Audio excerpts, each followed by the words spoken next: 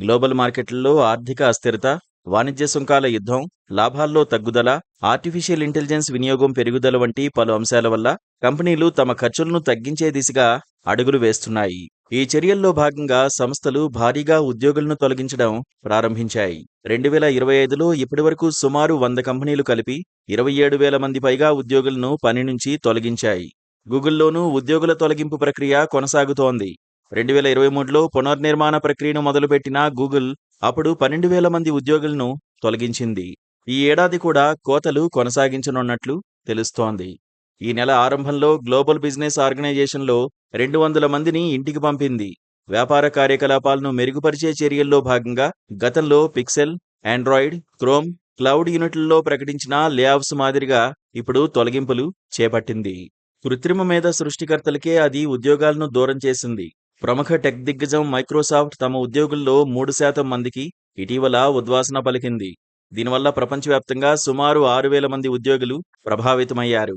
అయితే ఆసక్తికరమైన విషయం ఏమిటంటే ఈ లేఆఫ్లలో ఎక్కువ మంది ఏఐ వ్యవస్థలను రూపొందించిన సాఫ్ట్వేర్ ఇంజనీర్లే ఉన్నారని అంతర్జాతీయ మీడియా కథనాలు పేర్కొంటున్నాయి. సంస్థ కార్యకలాపాల్లో కృత్రిమ మేధ వినియోగాన్ని పెంచే దిశగా తీసుకున్న నిర్ణయంలో భాగంగా ఈ తొలగింపులు జరిగాయి. వాషింగ్టన్ ఆఫీసులో తొలగించిన 40% మంది ఉద్యోగుల్లో సాఫ్ట్వేర్ ఇంజనీర్లు ఎక్కువగా ఉన్నారని తెలుస్తోంది. కొన్ని నెలల క్రితం వారికి ఏఐ సాధనాలను ఉపయోగించమని, వాటిపై ఆధారపడవని సంస్థ యాజమాన్యం సూచించింది.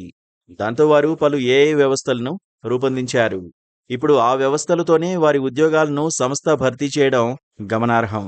మైక్రోసాఫ్ట్ ఉన్నతాధికారి జెఫ్ హల్స్ కొన్ని వారాల కిందట తన కింద ఉన్న 400 మంది ఉద్యోగులకు 50% కోడింగ్ను ఓపెన్ ఏఐ చాటుబాట్లను ఉపయోగించి రాయాలని సూచించారు. తాజా తొలగింపుల్లో ఆ బృందం కూడా ఉండడం అంటే వారికి తెలియకుండానే వారి ఉద్యోగాలకు వారే ఎసరు తెచ్చుకున్నట్లయింది. Junior coders, product management, technical program management విభాగాల్లోని వారు, అలాగే ఏఐ ప్రాజెక్టుల్లో పనిచేస్తున్న సిబ్బంది ఈ కొత్త లేఆఫ్స్లో ఉన్నారు. మైక్రోసాఫ్ట్ స్టార్టప్లకు చెందిన ఏఐ డైరెక్టర్ గ్యాబ్రియెలా డికీరోజ్ కూడా తన పదవిని కోల్పోవడం గమనార్హం. దీనిపై ఆమె స్పందిస్తూ సంస్థ కోసం ఎంతో కృషి చేసిన వారు తమ ఉద్యోగాలను కోల్పోవడం విచారకరమని వ్యాఖ్యానించారు. గత నెల మైక్రోసాఫ్ట్ సీఈఓ సత్య నాదెల్లా కృత్రిమ మేధ వినియోగంపై ఆసక్తికర వ్యాఖ్యలు చేశారు.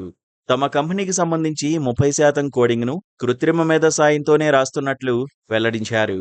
నాణ్యత కోసం ఏఐ ఆధారిత టూల్స్పై ఆధారపడడం పెరుగుతోందన్నారు. ఏఐ వల్ల ఉద్యోగాలు ఎప్పుడు పోతాయో అంటూ ఆందోళన చెందే వారి సంఖ్య పెరిగిపోయింది. అయితే పదే పదే దాని గురించి ఆలోచించి బెంగపడకూడదని, ఇతర రకాల నైపుణ్యాలను అభివృద్ధి చేసుకోవాలని, పరిస్థితి ఇలా ఉన్నప్పుడు ఆడంబరాలకి అతిగా ఖర్చు చేయకుండా పొదుపు పాటించడం వల్ల అంతగా సమస్య ఉండదని, త్వరలోనే ఇంకొక ఉద్యోగాన్ని వెతుక్కోవచ్చని నిపుణులు సూచిస్తున్నారు. Please subscribe to Please subscribe to KTV Telugu. KTV Telugu.